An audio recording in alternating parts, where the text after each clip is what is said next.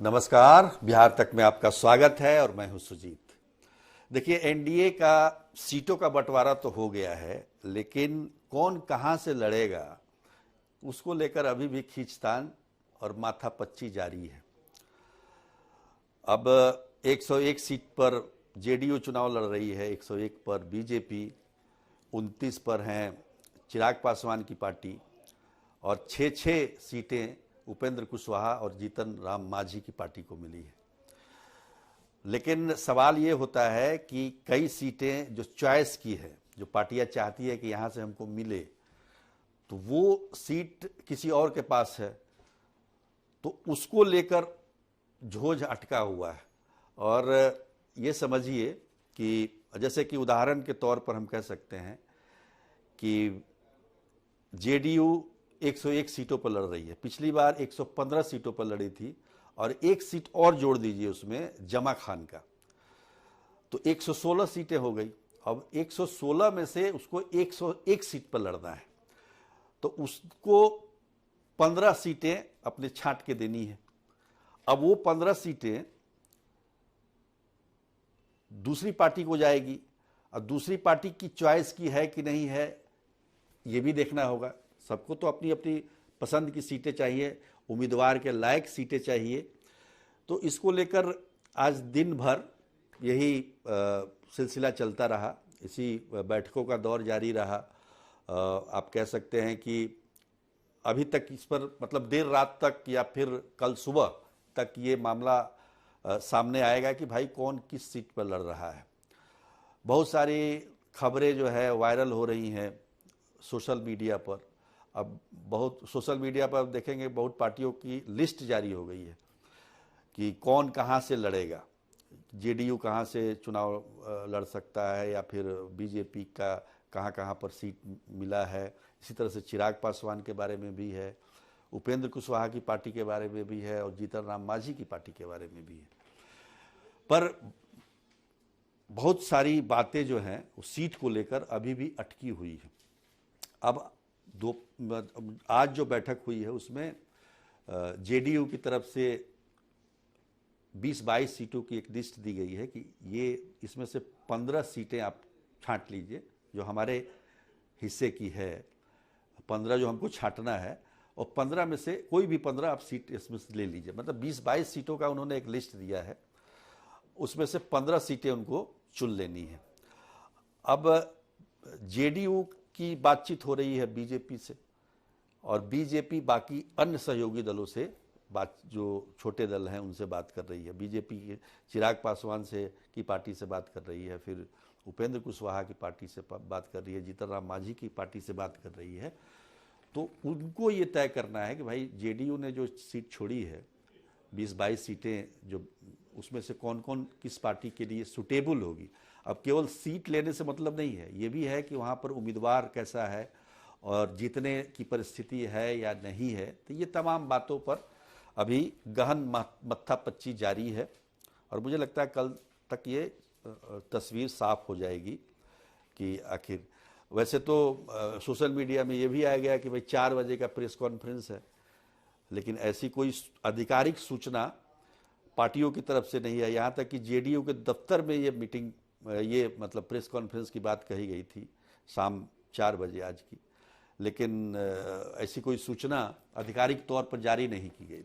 पर social media में हुआ कि 4 बजे प्रेस कॉन्फ्रेंस भी है। तो पार्टियों से बहुत आगे आगे सोशल मीडिया की खबरें चल रही हैं। पार्टी जो सोच भी नहीं रही है सोशल मीडिया उसको। अब सोचिए कि सीटों का बंटवारा मुझे लगता है कि 6 महीने पहले से ही हो रहा था कि कौन कितनी सीटों पर लड़ेगा।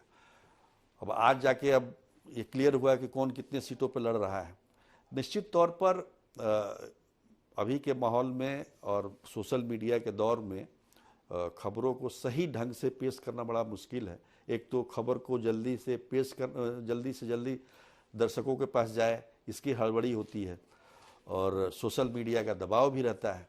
तो निश्चित तौर पर कई बार खबरें जो है वो सही साबित नहीं होती है।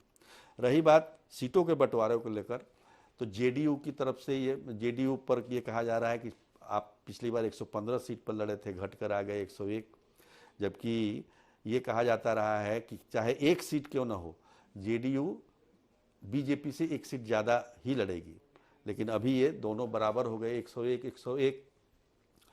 तो ये जेडीयू में इस तरह की बहुत सारी बातें आ रही हैं, पर जेडीयू का कहना है कि 101 सीटों पर वो 2015 में भी लड़ चुके हैं। जैसे जब महागठबंधन बना था तो आरजेडी और जेडीयू दोनों 101 और 101 सीटों पर लड़े थे।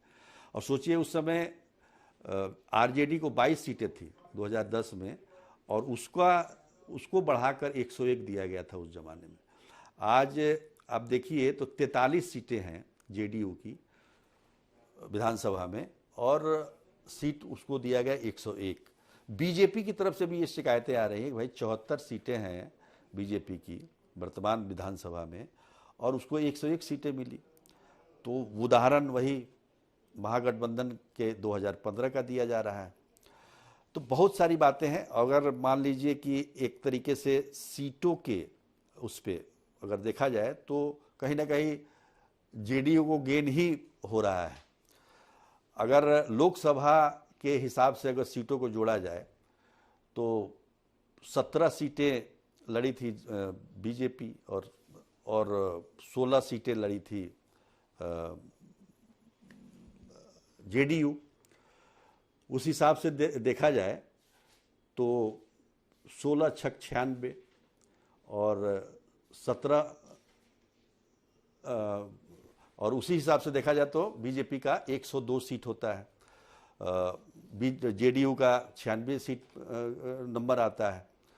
तो इस प्रकार से हम जेडीयू के जो शीर्षस्थ नेता हैं उनका कहना है कि हम 5 सीट ज़्यादा ही लड़ रहे हैं लोकसभा के हिसाब से। तो बहुत सारे गुणा भाग गणित हैं इसमें, जिसमें हम ये कह सकते हैं कि भाई कौन जीता कौन हारा। जैसे चिराग पासवान को 5 लोकसभा सीट जीती है, तो 5 छक्के 30 सीट आनी चाहिए, तो 1 सीट कम ही है।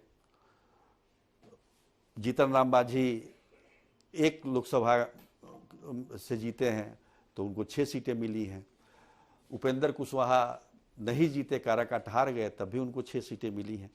तो बहुत सारा गुना भाग इसमें है, बहुत सारा गणित लगा हुआ है। लेकिन अहम बात यह है कि सीटों का बंटवारा कब तक होगा, और सीटों का बंटवारा जब तक नहीं होगा तब तक उम्मीदवारों की घोषणा भी नहीं होगी।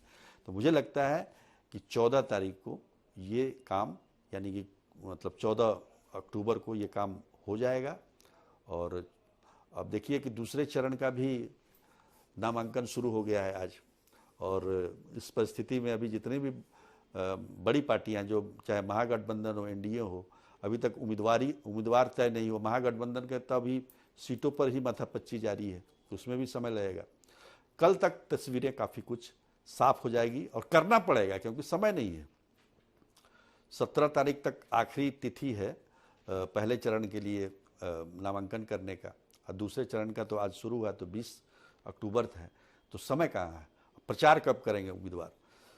तो देखते देखते समय काफ़ी बीतता चला गया, और उसमें जो है चलिए प्रचार करने का कम मौका मिलेगा, खर्चे भी कम होंगे। आज के लिए इतना ही, तब तक के लिए नमस्कार।